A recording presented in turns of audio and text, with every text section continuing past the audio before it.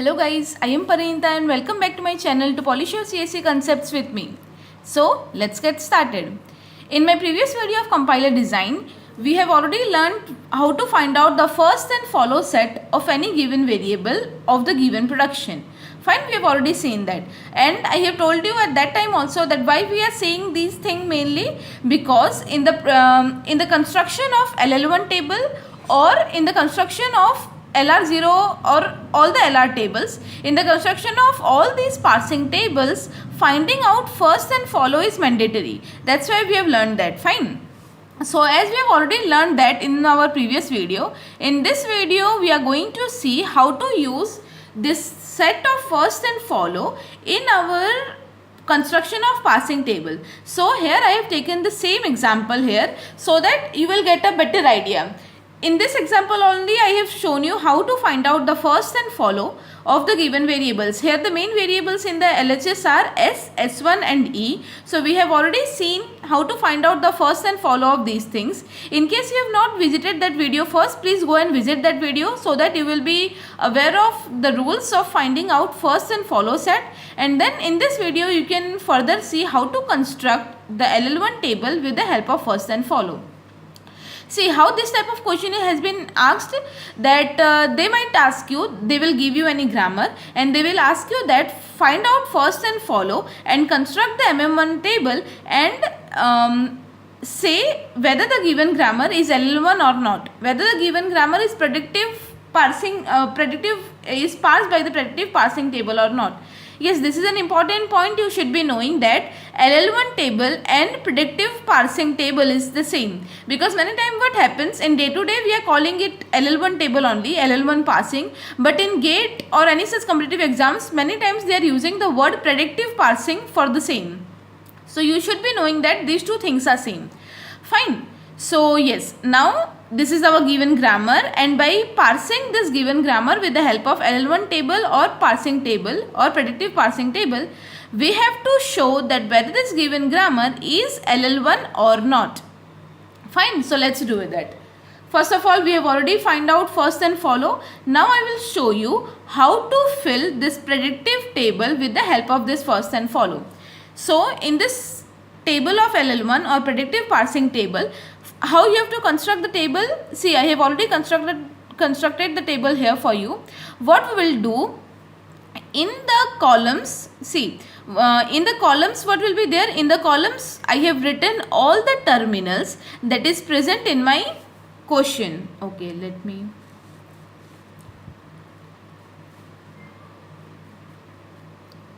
Okay. So what will become my column? In the column all my terminals will be there, all the terminals that is present in my grammar. See, I, T, A, E, B are all the terminals that is present in the grammar. And one point you have to remember that after inserting all the terminals, we have to insert $1 also. Why we are inserting the dollar here? You will come to understand as we will solve the question. So the point to remember is, and in the rows, what are the things? In the rows, we are having the variables or the non-terminals, that is S, S1 and E in our grammar. So the point to remember here is, in our rows, all the variables or non-terminals will be there. In the columns, all the terminals will be there, followed by $1. Fine, this is how you have to construct the table. Now after constructing the table, the next question is how to fill up this table. So how to fill up the table of first and follow? We have to take one by one productions and we have to figure out where to place that production in our table. So first production is S gives I, E, T, S, S1. So where we are going to place all the productions, you just have to remember that we will place the production in its first. So S gives I, E, T, S, S1. What is the first of this production? This first means whatever is placed in the first position. So what is the first? Small I. So I will write this particular production in the row of capital S because it is the production of S. So I will write it in the row of S, and in the column of first means in the column of I. So I will write it here that S gives I, E, T, S, S1.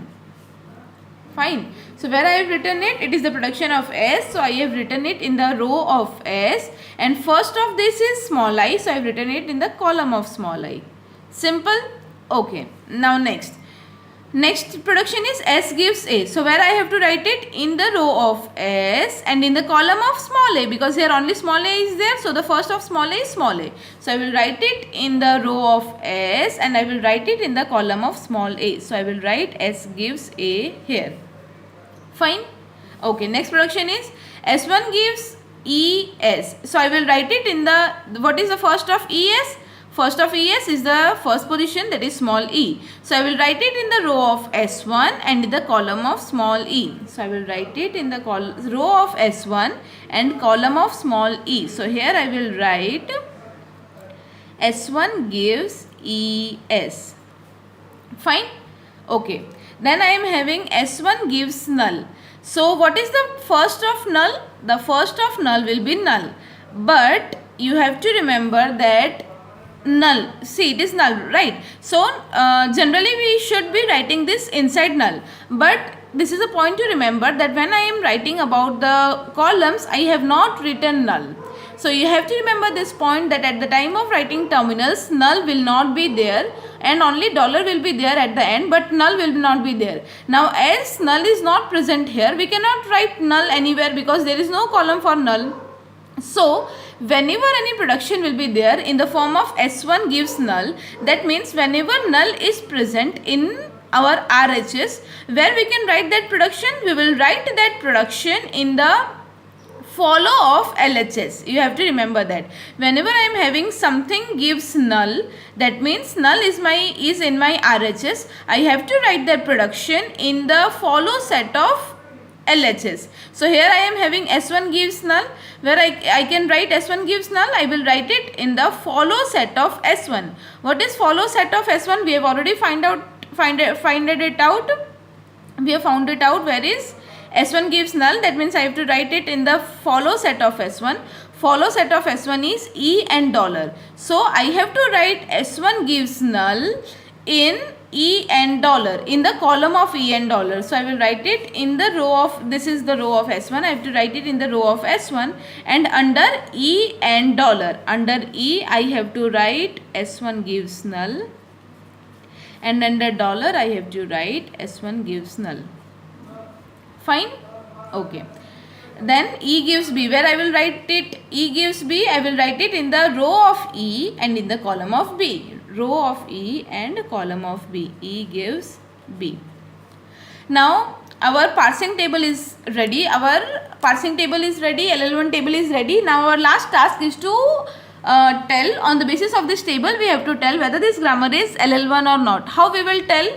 The simple rule is, if there is any cell that contains more than one value, if there is any cell that contains more than one value, we can say that it is not LL1. For the grammar to be LL1, all the cells should contain atomic values. Atomic values means only one cell, only maximum one content in one cell, maximum one row. Fine, maximum one entry in one cell.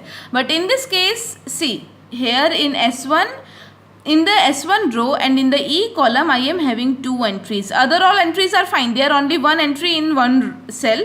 But here in this case, I am having two entries in this particular cell. Two entries means more than one entry. And whenever there is any such cell that contains more than one entry, I can just stop there and say that this grammar is not LL1. So this grammar that is given me here, it is not LL1. So that is the conclusion that we derived from this LL1 after making this LL1 table or predictive parsing table.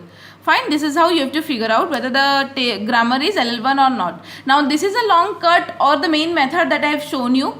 Practice it, no doubt, but in my next video, I will show you the shortcut, that without making the table, without doing anything, how in the shortcut you can find out whether our table, whether the given grammar is LL1 or not. I will take couple of examples and I will explain you that. Fine, I hope you have understood this main method, and then we will be seeing the shortcuts also. Thank you.